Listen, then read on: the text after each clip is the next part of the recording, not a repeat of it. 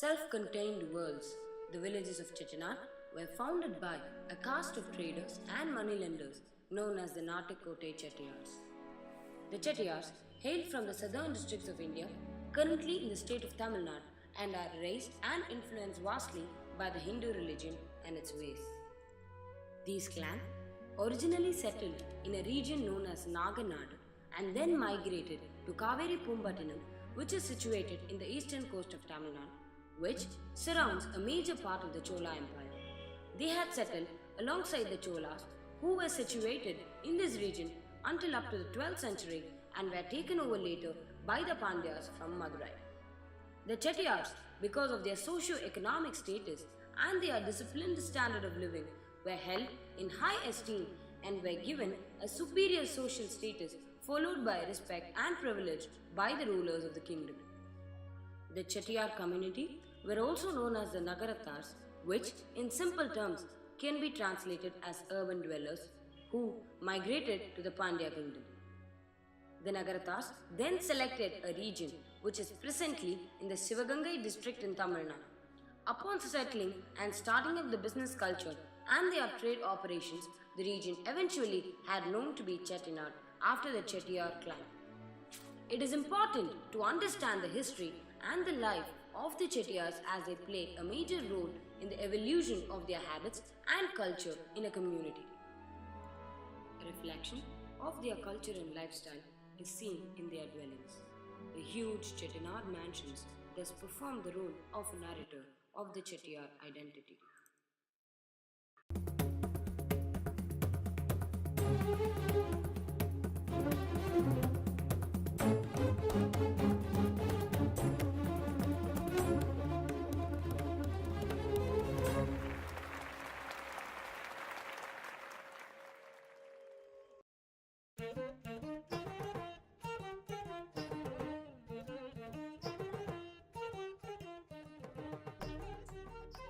The houses are built in such a way that they are placed right on the front of the street, which makes it impossible to observe the whole facade right at once.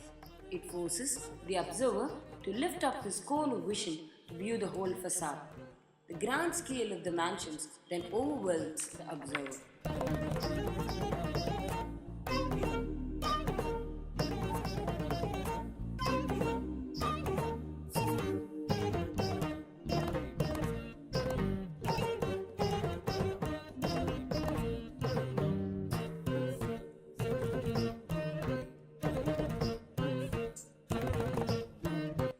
The Chettiars have a legend attached to the high plinths of their houses.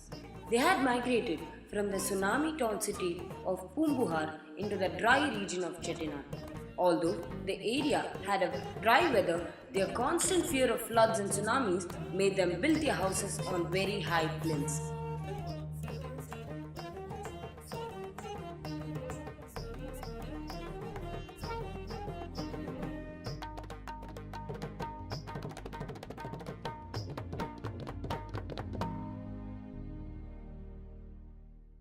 And it was also during this time that the Chettiars grew extremely wealthy and used the rooms in their houses to store the wealth.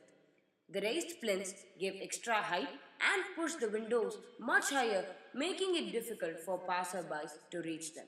This was also a way that they used to show off their economic prowess. The taller the house, the higher the gaze of the observer, which gave the house a more majestic appearance.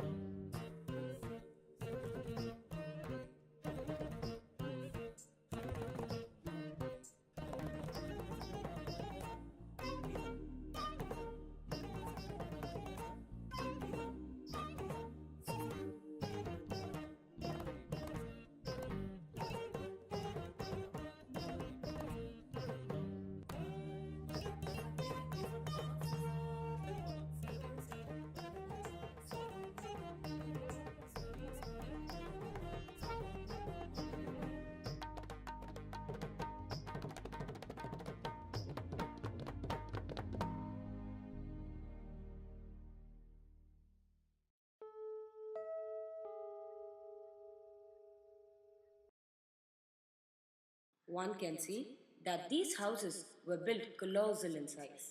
They were disproportionately huge when compared to the other domestic architecture around them. The houses were planned according to the Manayadi Shastra, deciding on the length and breadth of the house and consequently the spaces that it constituted. The length of the house was such that one had to enter the house through one street and exit through its other parallel.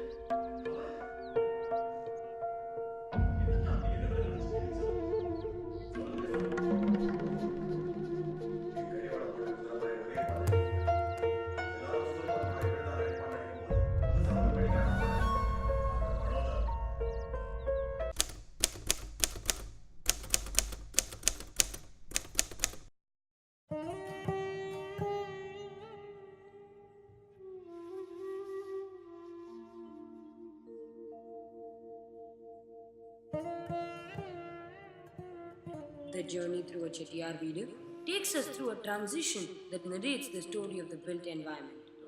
The architecture talks about the physical form, spatial connections, response to climate, cultural connotations, and various other notions of privacy, gender roles, ritualistic practices, economic status, and so on.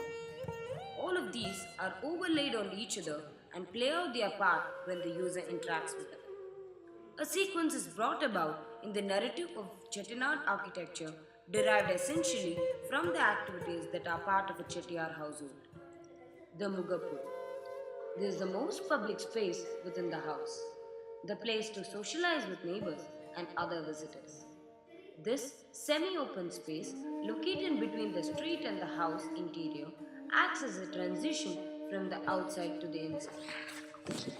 Chennai serves as a resting place for travelers and visitors and also as a gathering space for men of the house. The Nadai is a corridor connecting the entrance foyer and the Chennai porch, the ends of which open into service or kitchen areas. The entry into the house through the level or the entry step was orchestrated as a grand event by placing doors that were heavily worked on with more emphasis on volume and intricate carvings. These doors had motifs of Yalis, the goddess of prosperity Lakshmi, royal elephants, and chariots as a part of the central theme, with floral motifs and carvings that were used as borders. Some doors in the early 1900s even had carvings of British sepoys on.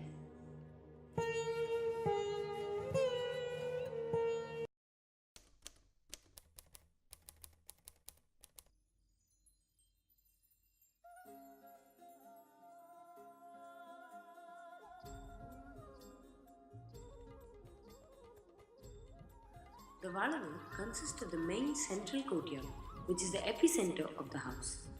Like the heart, this keeps the house alive, pumping ventilation and daylight.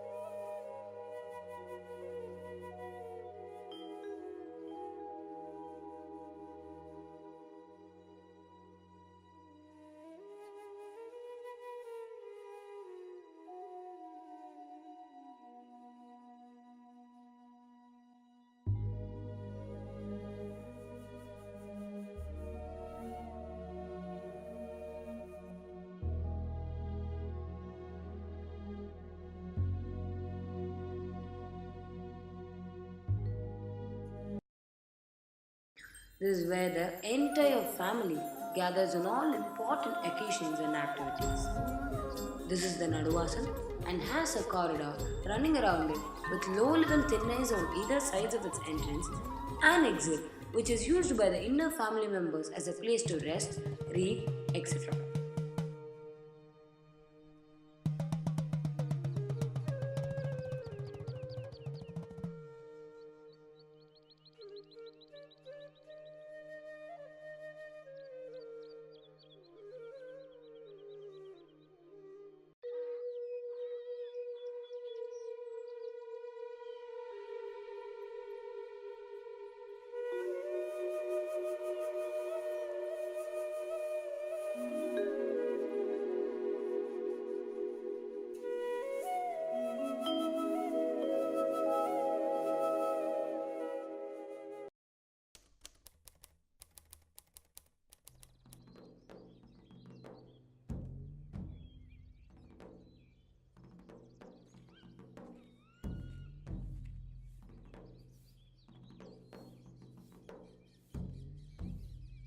The Irandam Kattu and the Moondram Kattu, which is the third and fourth zone of the house, is reserved for women, children, and servants of the household.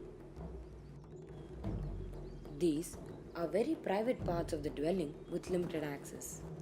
These have courtyards too, smaller than the Naduvasal but aligned along the same axis. They are surrounded by rooms more for storage rather than for sleeping, as most family members prefer the more airy ones in the Valavu. Every family has its own hearth called the Adupu for cooking, and there is one ceremonial kitchen where food preparation happens during feasts called as Virandombal. This zone consists of service courtyards and service peristyle corridors. The act of dining usually takes place in the walkways around the courtyards in the Erandam Kattu. But in the houses of early 1900s, one can see that huge halls called the Bojana Salis were built to host guests for feasts and functions. The rear end of the house is the Pinvasal, usually used as an entrance by the ladies of the house, which is connected to the adjoining street.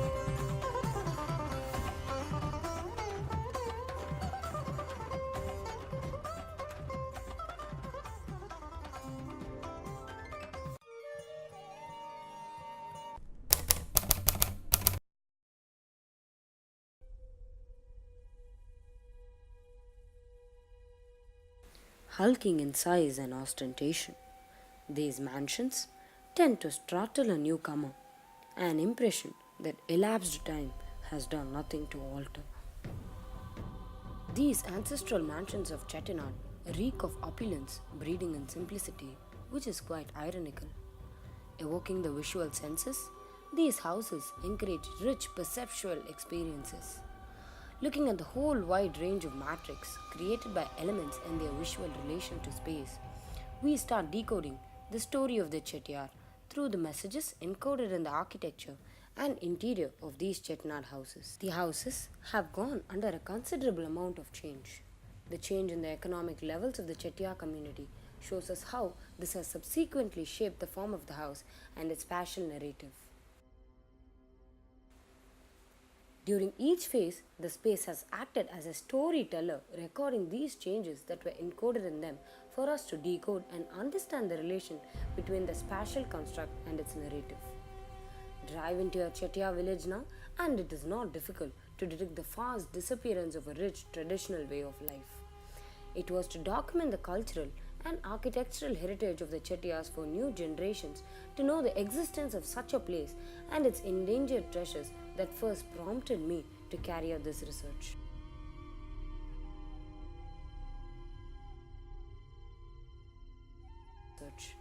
Better yet, I hope that it would inspire people to take that lucky detour that I made a year back into a region of faded grandeur and enduring astonishments.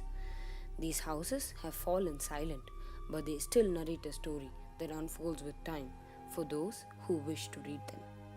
A journey of unlocking stories told through spaces.